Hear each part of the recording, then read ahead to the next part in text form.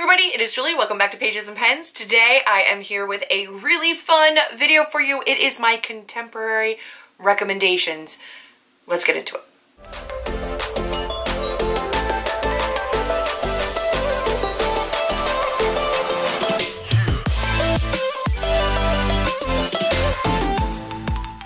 Alright guys, today I'm here with some contemporary recommendations for you, just in time for Contemporary-a-thon. I've been doing a couple of recommendation videos lately. I am filming 3 of them on the day that I'm filming the contemporary recommendations video, and I have a couple other ones that I have in the works. So today I'm here to talk about my contemporaries, and before we get started, you should know that I typically like my contemporaries to make me cry.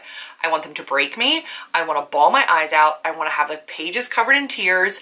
Every now and then I like a fun, fluffy romance contemporary, but I feel like those are different than the typical contemporaries that I go for. So today I'm going to talk to you about some of my 5-star, 4-star, really favorite, made me bawl my eyes out contemporaries I really appreciate. And I'm going to let you know why I like them, different things about them, try to spot some themes that I know I really like in contemporaries. Maybe you will too. I really love when it is hard-hitting, emotional. I love when there's family connections, friend connections. I like when there's mental health rep. I like when it's diverse. I like when it tells you something about life, about yourself. When you can see little pieces of yourself in it, you can relate to it. I think it just breaks you all the more. So a lot of these have a little bit of romance in them, but romance is not the main focus of any of these. Most of these are about family. Most of these are about friendships. Most of these are about things that we can all relate to.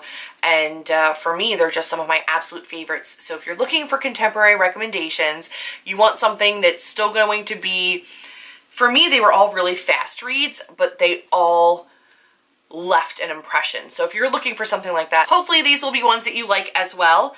And just know going in that there's probably trigger warnings for all of these. I will have my Goodreads review for all of them linked down below. I can't promise how great they'll be. If I have a video review of it, I'll put it in the description as well. I know that I have like a Throwback Thursday and dedicated reviews to a couple of these, so I will link those down below or in a card up above when I talk about it as well. So I'm going to start off with Invincible Summer by Hannah Moskowitz. This was a traveling book. This got sent out and not everybody loved it, which is totally fine. I think it was a majority of 3 stars. I think I 4 or 5 starred this.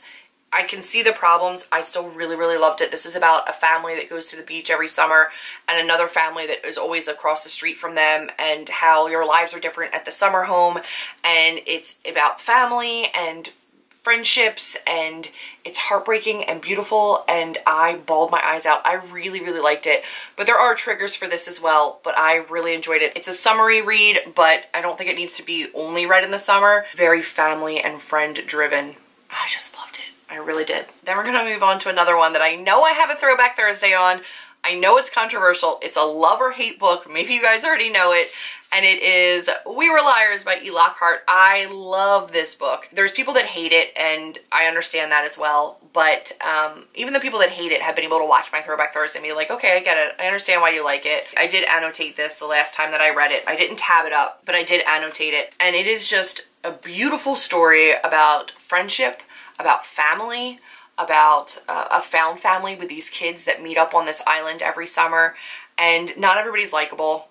People are flawed.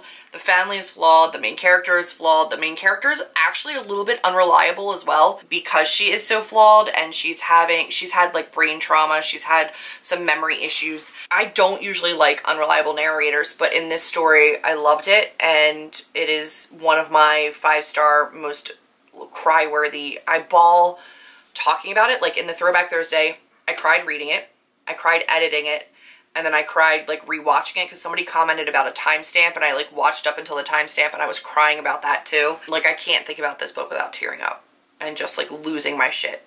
But it's one of those books where you don't want to know anything going into it, so don't watch my Throwback Thursday or try to avoid reviews if you haven't read this yet. You really don't want to kind of spoil yourself for it, and I think it's one that you are best going into not knowing anything. So just head into it if you haven't yet, but I love it. We're gonna go into The Smell of Other People's Houses, which is not necessarily a super like raw, painful, like I don't think I bawled my eyes out. I think I probably teared up a little bit. This one is about a small Alaskan town. It's set, I think, in the 80s when they're still trying to decide if they want to really join with the lower states, and It's this very remote town. They don't have a lot of contact with the outside world. It follows families and found families and friendships, and it follows a couple different characters, and they all weave together in this beautiful way, and it's got a small town feel. It has a little bit of a throwback vibe to it, but it's really relatable and really beautiful, and the characters are complex, and the plot, you really do have to kind of pay attention because it does weave back into one another in a way that can be confusing if you just think that you can go along for the ride. Like, you kind of do have to pay attention to how these relationships weave together, but you will start to see the threads, and I feel like this will be a reread for me at some point because it was so beautiful, and I did end up 5-starring it, which I was not anticipating, and really, really loving it. So yeah, this follows Ruth, who has a secret that she can't hide forever, Dora, who wonders if she can ever truly escape where she came from, Alice, who can't bring herself to leave the life she's always known, and Hank and his brothers as they decide it's safer to run away. And these 4 characters all kind of weave together in this beautiful way. And it does tell also about like the Alaskan lifestyle and Native Alaskans and how things work up there for them, which I don't know, being from Pennsylvania. So I loved it. I thought it was a beautiful book. Nice and short, great for readathons. Also great for readathons, and not one that is like stupid hard-hitting, but this thing made me cry. It's beautiful. I think it's more YA, but it reads kind of like a middle grade. It reads a little bit younger, but it is like YA aged children. It's gorgeous. It's just this amazing tale about this whimsical girl who is just like too unique and too beautiful to like survive in our world as jaded as it is. And her name is Stargirl, and she is just absolutely amazing, and she starts at this new school, and I love everything about her. And while there is like there is a problematic relationship in this book, I think that it is dealt with well. I think Stargirl eventually, you know, kind of comes around. There is like a romance in this, like, or a relationship in this where she starts to kind of maybe dull that shine a little bit. But it was just so heartwarming and so precious, and I want to just like wrap her in a giant sweater and hug her forever and keep her safe and precious, and it is gorgeous. And I think that all young kids, like middle school to high school age, I think probably more middle school to like early high school, it's just gorgeous, and I think everybody should read it. So if you haven't yet, these are great readathon books. They're nice and short, and they're gorgeous. I do have one here that isn't like a cry-worthy book, but it's one of the contemporaries that I really love, and I, in general, really love Jen Bennett in terms of like romancy, more romancy contemporary. Jen Bennett also wrote Starry Eyes, which I read, and that has a lot of diversity. Her books always have a little bit more to them than normal. This one, again, has a great family, great friendships, and still has romance to it, but there's something deeper. There's something like more to all of these stories that are really beautiful. So I think that if you're looking for something that's not just pure fluff, Jen Bennett does contemporary and like YA contemporary romances really, really well, because she adds just enough of that life lesson kind of family, something to be learned from it kind of vibe for it that I really appreciate in a more fluffy contemporary. So if you're looking for something that's still a little bit more on the romance aspect, I think Jen Bennett is a great author for you. Then we're gonna go to Girl Out of Water, and this one is by Laura Silverman.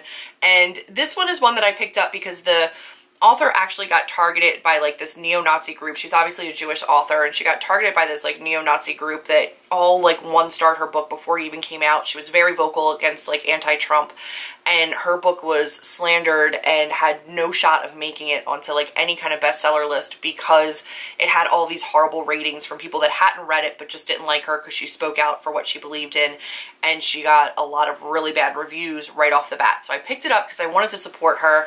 I wanted to see what it was about, and I ended up really enjoying it. Again, this is a found family, friendships, there's romance, but there's more hard-hitting topics in this. This is about a girl who has to leave her California surfer life to go to a landlocked area to help her aunt, who is a single mother with small children, after an accident leaves her recovering from all these injuries. She can't care for her kids. So her and her dad, who's a single father, go out there and take care of the family while her aunt is recovering, and she's dealing with leaving her last summer before college and leaving her friends and missing out on things that she had planned because she has to go take care of family, and then learning kind of the value of family, dealing with friendships, the friendships that were going on back home while she was gone, and how it feels to feel left out or disconnected, and how friendships can go through ups and downs, and new friendships versus older friendships, and how you weave the two of those things together. It was really beautiful. I ended up really loving it. I didn't think I was going to as much as I did. I didn't know that much about it other than I wanted to support the author, and then I ended up really, really loving it. So this was a really good read, and I don't think you're ever going to hear that much about it because of how poorly it did when it released, and I think that's a sin because it's a really good book. So give that one a read if you're of the mind to try it. I have one last book that I'm going to get into before I go into my two favorites, which I'm sure you can anticipate at this point because you haven't heard from them yet. This is another one that is a favorite of mine, but is very problematic and very triggering and very dark.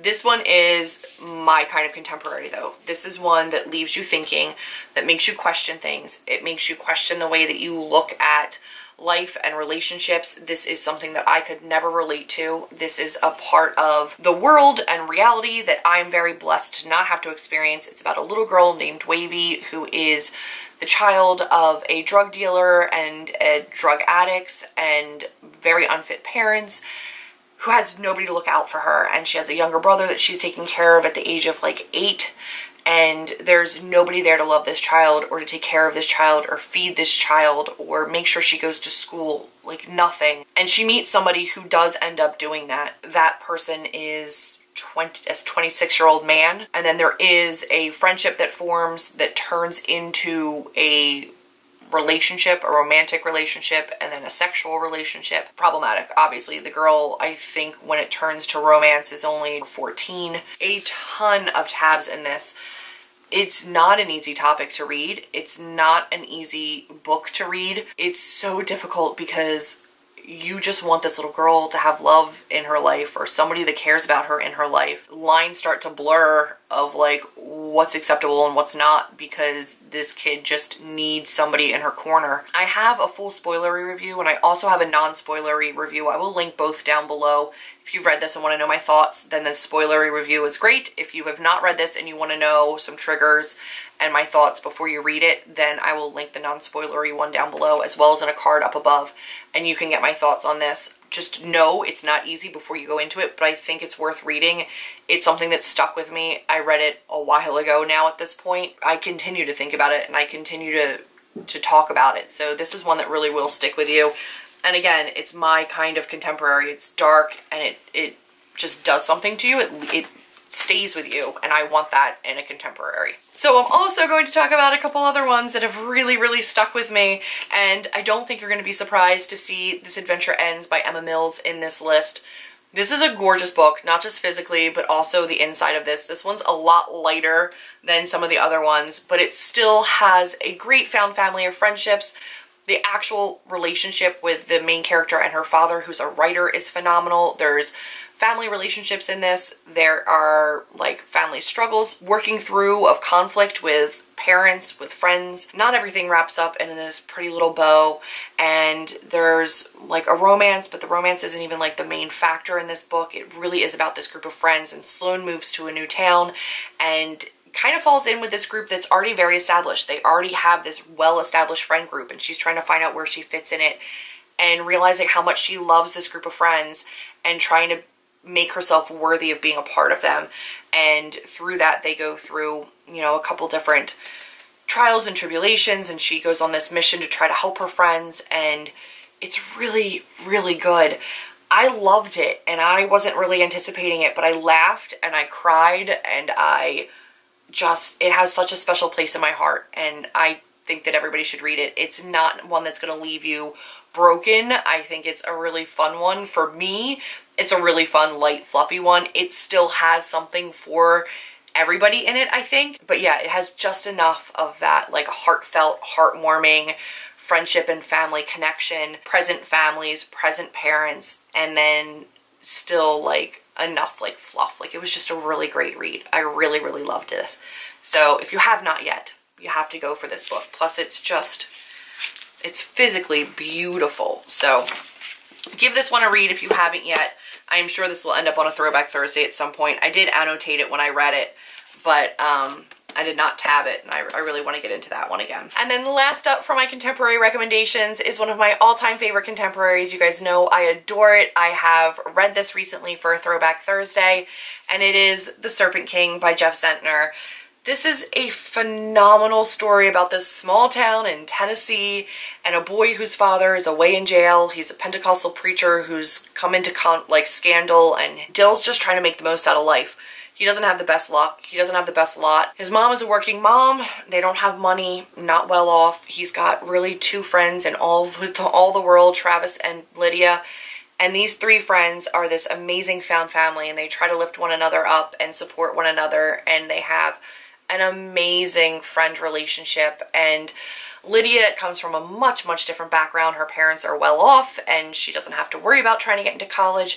And Travis comes from a broken home with an abusive father and a mother who won't stand up for herself. And Dill comes from this broken home, and everybody has their struggles, and it's so relatable though. Like, Lydia's a fashion blogger. Travis is obsessed with this fantasy series that gives me all of these like Dungeons and Dragons, Lord of the Rings kinds of vibes, Game of Thrones kinds of vibes. And for me, it ticks all of these boxes about friendship and hard-hitting family and small town feels and relatability. This was the one I actually got from Outcrate. I have another version that I've annotated.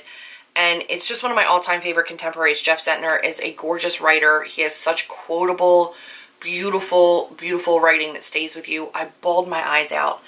I just loved it so much. I also really like Goodbye Days by him, but I prefer this one. I will say for both of his books, it took me a little while to get into them. I know I've talked about this a ton, so I'm going to stop now. It's my stacks of contemporaries that I really, really love, guys. If you're looking for any other specific recommendations, do go ahead and leave a comment down below. If you have a contemporary you really love and you want to know if I have one that's kind of close to it, if I've read it, I'll try to do that for you. So comment down below and let me know if you have any other recommendations for contemporaries that I maybe missed a section of.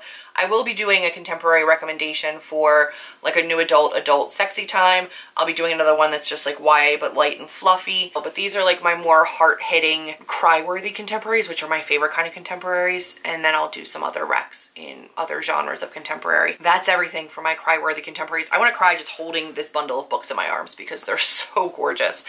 So yeah, if you like this video, do please hit the thumbs up button and subscribe. Add these to your Contemporary-a-thon TBRs, guys. You're not going to regret reading them. And I will talk to all of you in my next one.